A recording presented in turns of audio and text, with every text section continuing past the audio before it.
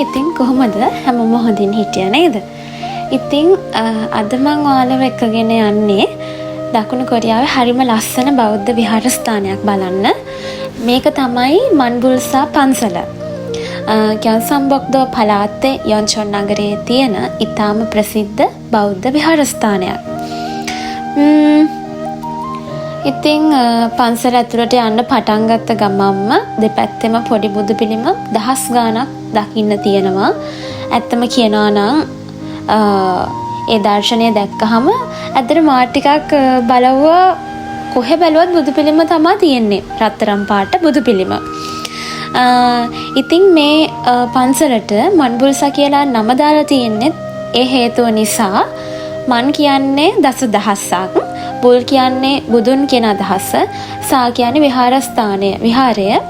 එතකොට ඒ කියන්නේ දසදහසක් බුදු පිළිම ඇති විහාරය කියන අදහස තමයි එතන තියෙන්නේ. ඉතින් මේ පන්සලේ ලොකුම ආකර්ෂණය තමයි අතිවිශාල අමිතාභ බුදු පිළිමය. ඊට පස්සේ අපි ඇතුළට ගියපුවහම මන්බුල් බෝජොන් කියන ප්‍රධාන ධර්මශාලාව තියෙනවා. ඒක ඇතුළේ නම් බලන හැම පැත්තෙම තියෙන්නේ පොඩි බුදු පිළිම දහස් ගාණක් තියෙනවා. ඇත්තටම හරිම ලස්සනයි. ඒ වගේම තාම මෙතන විශාල පිත්තල ගණ්ඨාරයක්කුත් බලන්න තියෙනවා. තව සතුටු හිතෙන දෙයක් තමයි මෙතන ශ්‍රී ලංකාවෙන් ගෙනාව බෝධි වෘක්ෂයක් සහ බුද්ධ ධාතුව වන්දනා කරන්නත් තියෙන එක. ඉතින් දැන් අපි මේ පන්සල ඇතුළට ගිහින් එකින් එක ඒ විශේෂතෙන් බලමු. මම දැක්ක ලස්සන දේවල් ඔයාලටත් පෙන්වන්නම්.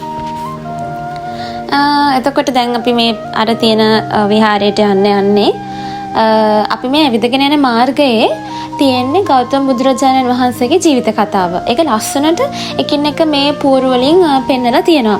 බෝධිසත්වයන්න් වහන්සේ තුසිත දේවලෝකේ වැඩින් සිටීම, මහාමායා දේවිය දුටු සිහිනය, සිද්ධාර්ථ කුමාරට උපත, සතර පෙර නිමිති දැකීම, අභිනිෂ්ක්‍රමණය, දුෂ්කර ක්‍රියා කිරීම, බුද්ධත්වයේ ලැබීම, ප්‍රථම ධර්ම දේශනාව පැවැත්වීම වගේ පිරිනිවන් පෑම, ඒ වගේ අවස්ථා එකින් එක පෙන්වලා තියෙනවා. ඊට පස්සේ මේ විහාරය ඇතුළට ගියාපුවාම ගෞතම බුදුරජාණන් වහන්සේගේ පිරිනිවන් පෑම සිහිපත් කිරීම සඳහා නිර්මාණය කරපු සතපෙන බුදුරජාණන් වහන්සේගේ ප්‍රතිමාවක් දකින්නට තියෙනවා.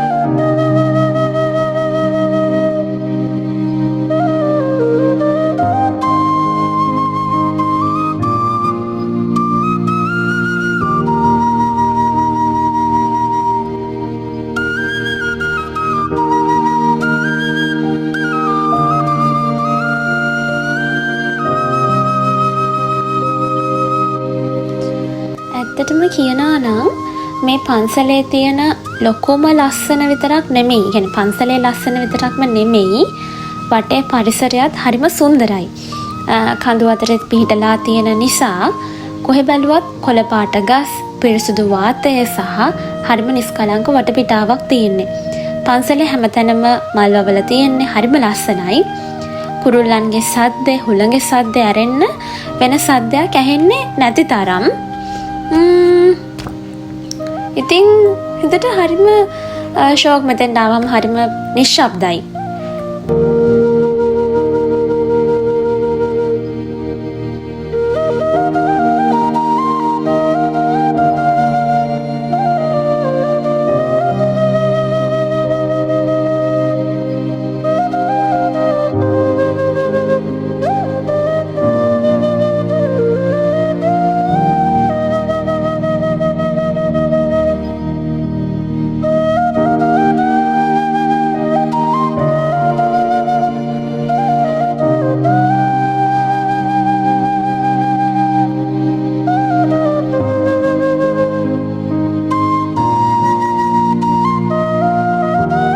අපි දැන් යන්න හදන්නේ මං ඉස්සෙල්ලා කිව්ව මන්බුල් බෝජොන් ශාලාවට.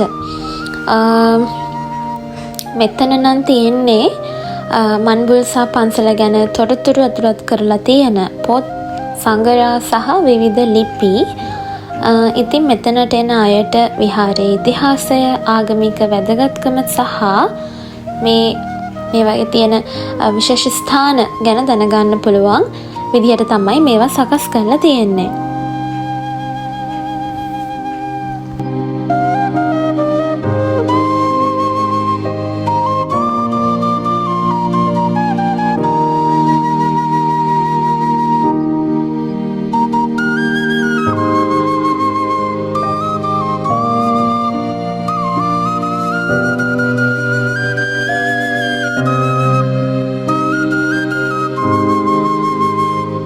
යාළුවනේ, විහාරයට ඇතුල් වනකොටම අපිට දකින්න ලැබෙන විශේෂ දෙයක් තමයි මේ ශාලාව මැද්දේ රන්වන් පැහැයෙන් බබලන විශාල බුද්ධ ප්‍රතිමා වහන්සේලා 3 වැඩ සිටිනවා. මහායාන බුදුදහමට අනුව ත්‍රිපීඨ බුදුවරු නිරූපණය කරනවා. ප්‍රධාන බුද්ධ ප්‍රතිමාවලට පිටුපසින් තියෙන බිත්ති පුරා තමයි කුඩා රන්වන් බුදු පිළිම දහස් ගණනක් තැන්පත් කරලා තියෙන්නේ. කොහොම හරි ඒ ශාලාවට යනම කොටස, ඇතුල් වෙන කොටස වීඩියෝ වෙලා නැහැ අනේකට නම් සමා වෙන්න ඕනේ. කොහොම හරි මේ බිත්ති පුරාම ඉතාමත් පිළිවෙලට, පේලි වලට තැන්පත් කරලා තියෙන කුඩා බුද්ධ ප්‍රතිමා දහස් ගණනක් මෙතන දකින්න පුළුවන්. මුලින්ම මාත් හිතුවේ මේවා මේ අලංකාරයට තියලා තියෙනවා වෙන්නේ නැති කියලා. ඒත් පස්සේ තමයි දැනගත්තේ මේ හැම බුදු පිළිමයක්ම කෙනෙක්ගේ නමක් එක්ක තමයි සම්බන්ධ වෙලා තියෙන්නේ. යටින් තියෙන මේ කොරියානු අකුරු බලද්දි පේනවා ඒවයේ ලියලා තියෙන්නේ මිනිසුන්ගේ නම් සහ උපන් දිනේ වගේ තොරතුරු. එතකොට බොහෝ දෙනෙක් තමන්ගේ අය වෙනුවෙන්, අම්මා, තාත්තා, දරුවන් වෙනුවෙන් එහෙම නැත්නම් මියගිය ඥාතීන් සිහිපත් කරලා තමයි මේ වගේ බුදු පිළිම පූජා කරන්නේ. දැන් අපේ රටේ පන්සලකට ගිහින් බුද්ධ පූජාවක් කරනවා වගේම කොරියාවේ සමහර බෞද්ධයන් මේ විදිහට තමන්ගේ නමින් හෝ තමන්ගේ පවුලේ අයගේ නමින් බුදු පිළිමයක් පූජා කරන සම්ප්‍රදායක් තියෙනවා. ඒකෙන් ඔවුන්ගේ ප්‍රාර්ථනා කරන්නේ සුවය, සැනසීම සහ යහපත. අනිත් දේ තමයි මේක දකිනකොට මට හිතන දෙයක් තමයි දැන් කොච්චර රට වෙනස් වුණත් ඒක මෙහෙම මිනිස්සුන්ගේ ප්‍රාර්ථනාත් එක වගේමයි. හැමෝම තමන් ආදරය කරන අය සතුටින් නිරෝගීව ඉන්න කියලා ප්‍රාර්ථනා කරනවා ඉතින් නේද?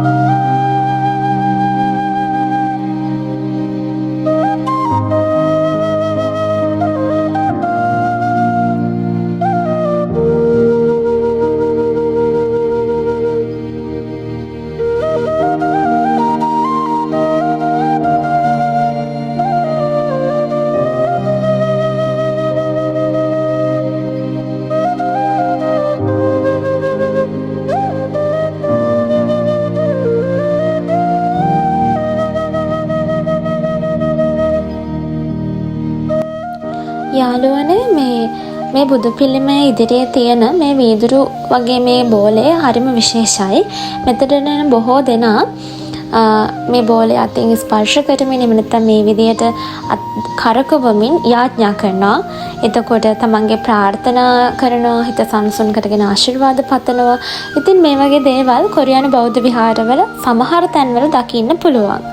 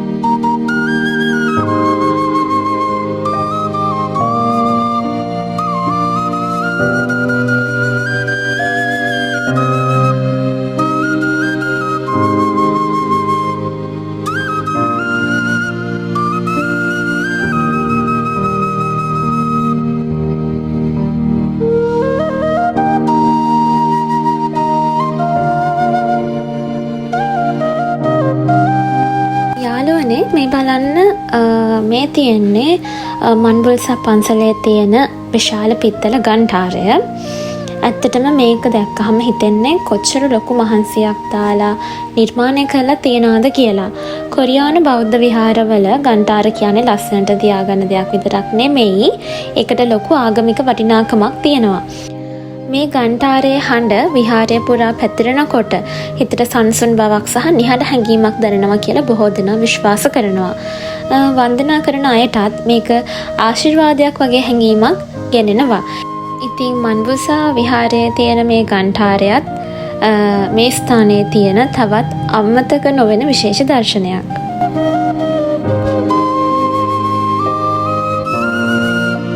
යාළුවනේ මේ විහාරය ඇතුලේ වන්දනා කරන තැන් විතරක් නෙමෙයි අපිට කැමති නම් පුංචි සිහිවටනයක් අරගෙන යන්න පුළුවන් තැනකුත් තියෙනවා. මෙතන බෞද්ධ මාල ආශිර්වාද රද සිහිවටන, ආගමික සිහිවටන සහ විවිධ පූජා භාණ්ඩ ගන්නත් පුළුවන්. ගොඩක් දෙනා විහාරයට ඇවිත් වන්දනා කරලා පස්සේ මතකයක් විදිහට හෝ තමන්ගේ විශ්වාසයක් විදිහට මේ වගේ දෙයක් අරගෙන යනවා. ඇත්තටම මේ වගේ තැනකින් පොඩි දෙයක් ගත්තත් ඒක භාණ්ඩයක් විතරක් නෙමෙයි, මේ විහාරයට ආපු ලස්සන මතකයක් වගේම ආගමික හැඟීමක් එක්ක අරගෙන යන දෙයක්. ඉතින් මන්බුල්සා එන ඔයාලට බලන්න, වන්දනා කරන්න වගේම තමන්ට මතක හිටින පුංචි දෙයක් අරගෙන යන්නත් පුළුවන්.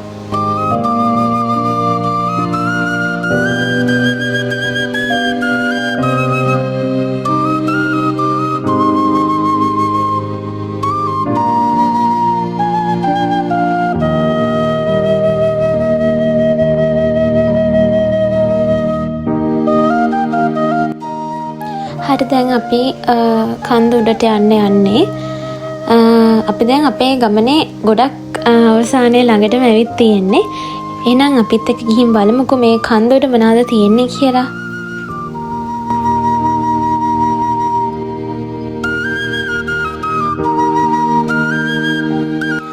දැන් අපි ඉස්සරහට යද්දී දකින්න තියෙන බෞද්ධ සොහොන් පිට්ටනියක්. මම මේක මෙතන විස්තර කරන්නම්. කොරියාවේ මරුණට පස්සේ සිරුර ආදාහනය කරලා ඉතිරි වෙන අලු තැන්පත් කරන්නේ ග්‍රැනයිට් වලින් හදපු කුඩා ස්මාරක ඇතුලේ. කොරියන් වලින් බුදෝ කියලා කියනවා. ඉස්සර කාලේ කොරියාවේ මේ වගේ ස්තූප හැදුවේ අපවත් වෙච්ච ලොකු හාමුදුරුවන්ට විතරයි. හැබැයි මන්බුල්සා පන්සලේ තමයි සාමාන්‍ය බෞද්ධ මිනිසුන්ටත් මරුණට පස්සේ තමන්ගේ ආදරණීයන්ගේ අලු මේ වගේ ලස්සන පරිසරයක තැන්පත් කරන්න මුලින්ම අවස්ථාව දීලා තියෙන්නේ. මේ හැම ස්මාරකයකම මරුණ කෙනාගේ නම, පවුල විස්තර කොටලා තියෙනවා. ඒ මියගිය ආදරණීයන් වෙනුවෙන් ලස්සන මල් කලඹක් මෙතනින් තියලා පින් දීලා වඳින්න පුළුවන්. ඊළඟට අපි යන්න හදන්නේ මේ කන්ද උඩටම.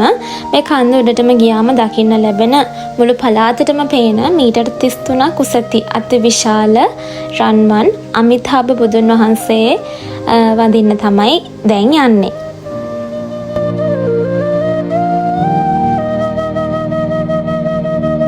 පන්සලේ ලොකුම ආකර්ෂණය තමයි ඔයාලට මේ පේන මේ අතිවිශාල අමිතාභ බුද්ධ ප්‍රතිමාව.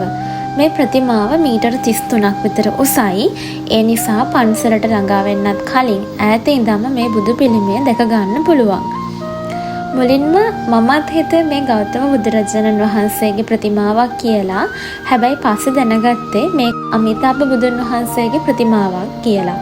කොරියාවේ බොහෝ දෙනා අමිතාභ බුදුන් වහන්සේට විශේෂ ගෞරවයක් දක්වනවා.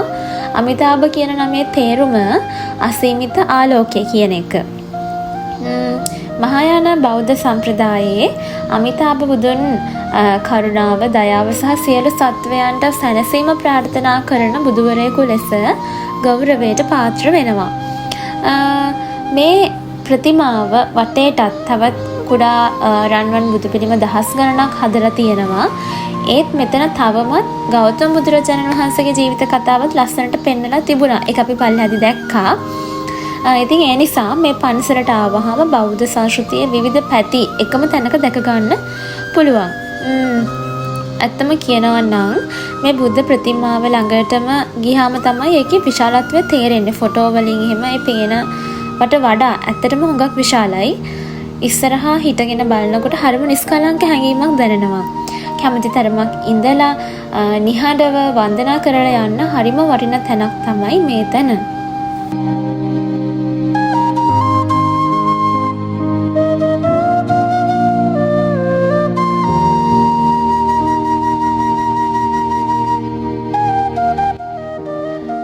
බලන්නකෝ මේ වටපිටාවේ තියෙන ලස්සන කොළපාට කඳු, නිහඬ වටපිටාව, සීතල සුළඟ. මෙතනට ආවහම හිතට දැනෙන සැනසීම ඒක නම් වචන වලින් කියන්න අමාරුයි. කොරියාවේ කාර්යබහුල නගරවලින් මිදිලා නිදහසේ ඉන්න කියාපු පරිසරය. මේ මන්බුල්සා පන්සලට සරත් ඍතුවේ යනවා නම් වටපිටාවේ තියෙන ගස්වල කොළ රත්තු කහ පාට වෙද්දී පන්සලේ තියෙන රන්වන් බුදු පිළිම එක්ක මුළු පරිසරයම චිත්‍රයක් වගේ ලස්සනයි. ඉතින් ඒ කාලෙත් යනවා නම් ගොඩක් ලස්සනක් බලා ගන්න පුළුවන්.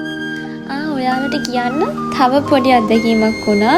අපි ඇවිදින්දි මෙන්න මෙයා අපිට හම්බුණා. අපි ගාවටම ඇවිල්ලා ඔය විදිහට හිටියා. මේ හරිම උරුබුඩ බූස් පැටියෙක්. අපි ඉතින් ඈත එක චුටි වෙලාවක් හිටියා. මම හිතන්නේ අම්මා කෙනෙක් පැටව හම්බෙන්න ඉන්න. කොමාරි චුටි වෙලාවක් ඉතියත් එක්කත් හිටියා. අනිත් තමයි ඉතින් ඇත්තටම මේ වගේ පොඩි දේවල් තමයි ගමනක් තවත් මතක හිටින එකක් කරන්නේ. ඉතින් ලස්සන පන්සලක් දැක්කා වගේම චුටි හුරුබුටි යාළුවෙකුත් හම්බුණා. ඉතින් යාළුවනේ අද අපි කොරියාවේ මන්බුල්සා පන්සලේ ලස්සන තැන් ගොඩක් එකට බලලා ඉවරයි. ඉතින් ඔයාලා මේ වීඩියෝ එක ඔයාලට වැදගත් වුණා නම් ලස්සන තැනක් ගැන අලුත් දෙයක් දැනගත්තා නම් වීඩියෝ එකට ලයික් එකක් දාන්න. තව මේ වගේ කොරියාවේ ලස්සන තැන් එක්ක ඔයාලා හම්බෙන්න channel එක subscribe කරන්න අමතක කරන්න එපා. එහෙනම් අදට සමගාන නැවතත් අලුත් වීඩියෝ එකකින් හම්බෙමු. හැමෝම පරිස්සමෙන් සතුටින් ඉන්න.